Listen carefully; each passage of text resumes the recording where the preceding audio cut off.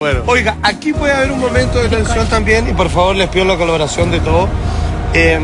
Queremos que abran tanto su corazón como su mente. Y cuando digo su mente me refiero a su aspecto racional. Porque, a ver, nosotros en este lado del mundo, Chile, Occidente, hemos nacido con la garantía de tener a disponibilidad una religión, preponderantemente la religión católica de nuestra parte. Se nos cría con tal, y obviamente la gran mayoría de nosotros jamás llegaría a dudar la no existencia de un Dios creador, ¿cierto? Un Dios como está planteado en la Biblia, ¿cierto? Que es una de las religiones más importantes de este planeta. Pero sin embargo, conforme ha ido avanzando la ciencia, en algunos puntos se ha encontrado con el misticismo de las religiones y en otros derechamente en esa misma necesidad por entender de que hay una inteligencia, claramente hay una especie, ¿cómo decirlo?, de fuerza creadora que hace que todo esto sea posible, que hay un status quo en la relación de la forma esférica de los planetas, en de cómo las plantas tienen un ciclo para crecer y otro para esparcir su semilla y seguir expandiendo, digamos, su propio pueblo vegetal.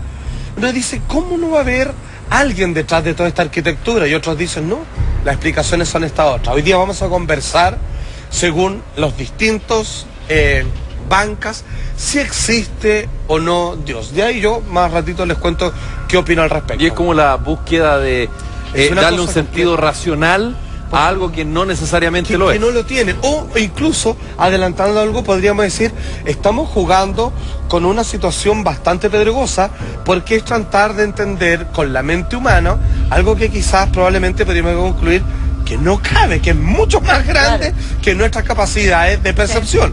Sin embargo, hay quienes dicen, y no es menor, que dadas las características, cuando dicen, mira, Dios es así, hace eso, ¿cuál es la diferencia en realidad entre los griegos, por ejemplo, que pensaban en Zeus y todo, otro tipo, claro, que creían en Dios? O sea, no hay ninguna diferencia en estricto rigor.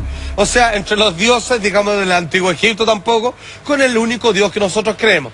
Sin embargo, pareciera que hubiera una necesidad ontológica. Incluso hasta los más bravos vikingos, guerreros que no le temían miedo a nada, necesitaban dioses para poder explicar aquellos fenómenos de la naturaleza que ellos ahí se doblegaban. Partamos con este video introductorio porque hoy día nos vamos con todo. Van a volar chispas, compadre. Vamos. Durante mucho tiempo, la respuesta fue casi siempre la misma. Los dioses habían creado todo. El mundo era un lugar que provocaba temor.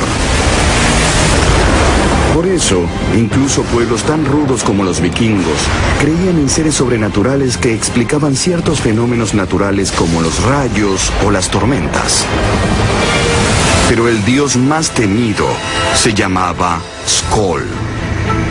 Él era el responsable de un hecho natural aterrador que hoy llamamos eclipse de sol.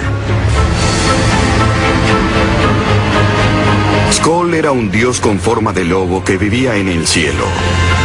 A veces se devoraba al sol y provocaba ese temido momento en que el día se transformaba en noche.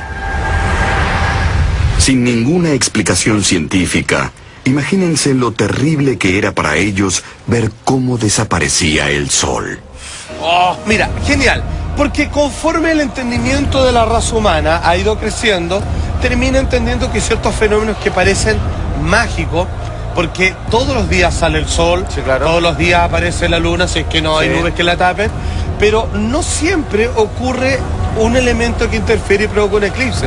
Entonces parece que hay algo especial en algún momento. Después las culturas terminarían prediciendo incluso el eclipse, como los mayas. O sea, el entendimiento se va entendiendo el fenómeno, termina bajando en el perfil a las cosas mágicas y termina apareciendo una explicación lógica más darwiniana. Claro, y en ciclos que son más largos, que cuesta pillarles, digamos, el ritmo y la trama, pero finalmente se saben a qué obedece. A mí, Salfate, me resulta tremendamente difícil creer en un Dios que tiene la capacidad de escuchar y de percibir nuestros sentimientos y desde arriba decir, tú estás pensando bien, tú estás pensando mal. Claro, como un vigilante, que es como generalmente es la imagen del Dios preponderante, es un Dios que está como, digamos, en una posición de juez. Claro. De hecho, siempre se habla respecto al juicio, se habla respecto que sostiene o coloca en la balanza todos nuestros actos y pensamientos. Lo vimos la otra vez, el castigo. Es un Dios que está generalmente evaluando tu comportamiento. Tal cual. Pero ¿sabéis qué me pasa a mí cuando yo veo estas imágenes? Estamos hablando de civilizaciones de muchos años y todo, y que yo lo veo hoy día, o lo llevo, imagínate, a mi realidad. Yo digo, en realidad como que uno siempre está buscando que, o sea, ahí buscando, Dios es el responsable, había un Dios que era el responsable de esto, así como cuando uno le pasa algo malo, o te pasa algo bueno, no, Dios me escuchó y sabía que yo estaba, como que, no sé si me explico, pero esa cosa como de buscar que exista alguien que te protege, y alguien que también si tú haces algo malo, te castigue, es la búsqueda. Pero esas son las cruzadas, digamos, eso era la parte de las colonizaciones, cuando las civilizaciones llegaban a cualquier país, cualquier lugar. La primera manera que tenían para colonizar era un lugar, era a través de la religión. Y el fenómeno que pasa en la isla de Chiloé, hay más de 70 iglesias en Chiloé, en uno de los procesos de colonización religiosa más efectivos que se han hecho en el mundo. Entregándole un cheque nominativo, si se quiere, a una divinidad, a algo que no nos pertenece, pero que esa divinidad está sobre nosotros y nos protege. Lo que pasa es que es una apuesta de control muy brava, porque cuando yo logro imponer mi ley religiosa, que en realidad es decir, yo tengo la explicación de la verdad, quién te creó, por qué estás acá y cómo funciona todo. ¿Qué te pasan las cosas? Ahí te empiezo a hacer caso, tú como conocedor completo de este conocimiento, yo hago lo que tú me dices porque acabo de encontrar la verdad, que es lo que todos quieren, saber qué hacer, saber que no se están equivocando y saber que su vida la están invirtiendo en el buen camino y que obviamente hay alguien velando por ti. Tal cual. Que finalmente me pasa que hay como dos aristas. Una, por un lado, es la existencia de Dios como creador del mundo, que en 7 días construyó todo esto. En 7 días, lo que dice la Biblia. Que en eso, claro, a medida que van pasando los años y a medida que la ciencia va avanzando, hay varias teorías que se van cayendo, uno deja de adjudicárselas a un Dios y se las adjudica, en fin, a la evolución de la naturaleza. Pero por otro lado está la rama de que el ser humano siempre necesita aferrarse a algo. Yo me puedo aferrar a mi papá, o efectivamente me puedo aferrar a un Dios y rezarle a él y pedirle, por favor, dame fuerza de cómo seguir adelante. Si yo el día de mañana efectivamente tengo más fuerza y tengo mucha fe, se lo voy a seguir atribuyendo a Dios. Lógico. Y eso ya es simplemente fe, más allá de un proceso energético. De que si hay algo empírico, por algo es fe. Pero por eso lucran tanto con la fe. Tienes que ver para iglesias, con la necesidad.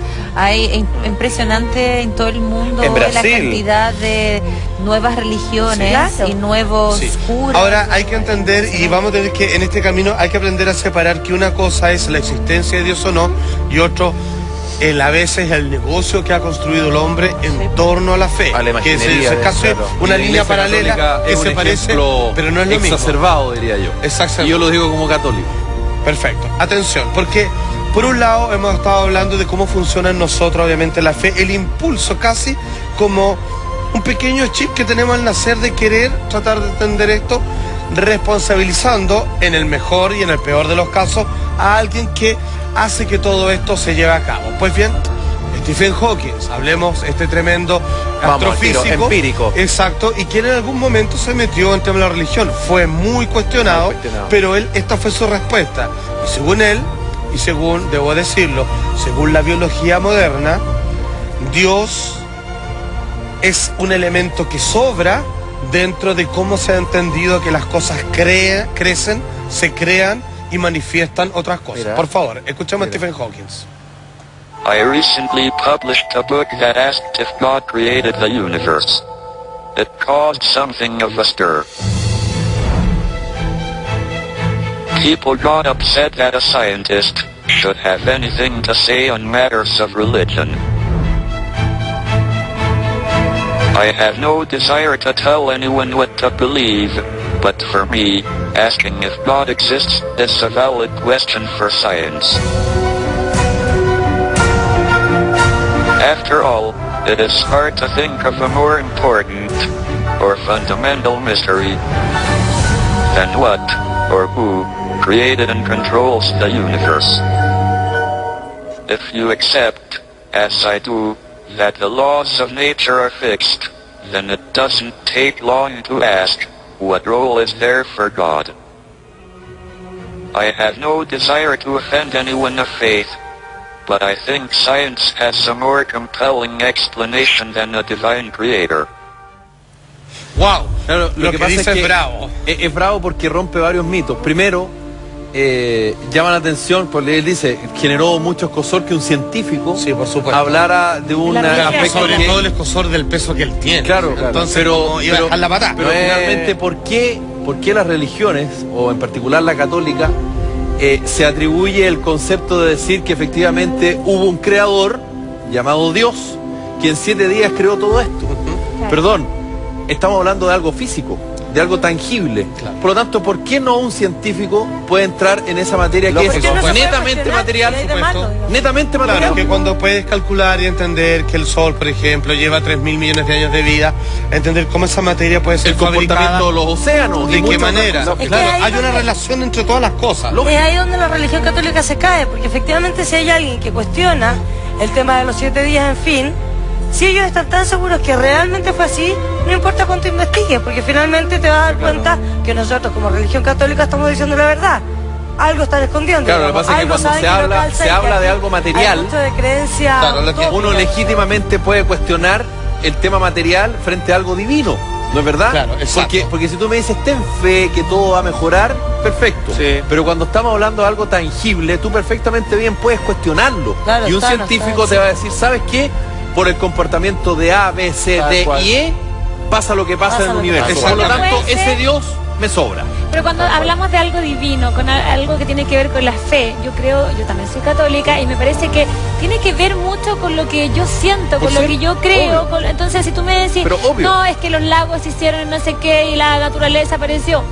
Pero como yo tengo fe en que en realidad Dios sí pudo hacerlo, pero Maca, ¿por qué tengo que...? Suena hasta más lindo, pero ¿no? Maca, ¿tú crees que un día... Es una forma, es una metáfora, Maca, bien, pero la religión se mete en un ámbito que la ciencia te demuestra científicamente que lo que tú me estás tratando de decir no es tan así. Yo soy católica, no puedo tener una metáfora. Pero tú crees que de repente se abrieron las nubes, apareció un dedo gigante y empezó a mover las cosas, y construyó mares, océanos en 7 días y tiró un hombre y llenó población. Es que si tú lo decías así, claro, no lo creo así. Antes de continuar voy a explicar algo que es como una contraparte de la Maca, pero también ella tiene un punto muy así, pero categórico respecto a lo que ella dice, si hay un punto de inflexión del límite de la ciencia. Te lo explico. Lo que pasa es que generalmente uno tiende a vincularse o inclinarse a las metáforas más mágicas, claro, que es un ejercicio no solo bonito, y no lo digo así como que no va a sonar de forma despectiva, no, lo digo que es necesario cuando uno mira una planta y ve el diseño que hay ahí, que los pétalos están hechos con un nivel de resistencia para si es que cae polvo o nieve, cede para seguir aguantando un invierno más. Hay algo de mágico. Hay una inteligencia, claro, se nota que hay... Pero hay una arquitectura de la naturaleza. Hay alguien que hizo un plano y lo fue mejorando en el tiempo. Sí, claro. Ok. La ciencia se ha encargado de responder eso. Entonces, las metáforas comienzan a desaparecer cuando uno comienza a caer en los libros que han hecho este trabajo de investigar por qué una cosa se ha convertido en esta otra. Entonces comienza a descubrir que lo que parece magia en realidad es un suceso de cambio, un proceso de adaptación, de adaptación migratorio. De hecho, los católicos, o más bien dicho los cristianos, férreos, odian a Darwin, porque dicen que es... porque es decir que existe la evolución, es decir que no existió la nieve y todo eso. Sin embargo, lo que dice la Maca no es algo menor, porque incluso hasta los científicos tienen un punto de explicación de las cosas, y hay, como bien mi padre me explica, hay unas barreras que no pueden pasar, porque no pueden entender, porque los condicionamientos racionales, para entender, por ejemplo, que pasa en un agujero negro, de hecho tienen un nombre para ellos, se llaman singularidades. La singularidad es un efecto en el espacio, donde por ejemplo a veces la gravedad se vuelve infinitamente atrayente o la cantidad de materia es tan pesada que lo que provoca ahí no tiene explicación en términos materiales, no funciona, no hay racionalidad que te sirva para entender lo que ahí funciona. De hecho, el Big Bang, que toda la materia, todo lo físico, siendo que lo que más hay es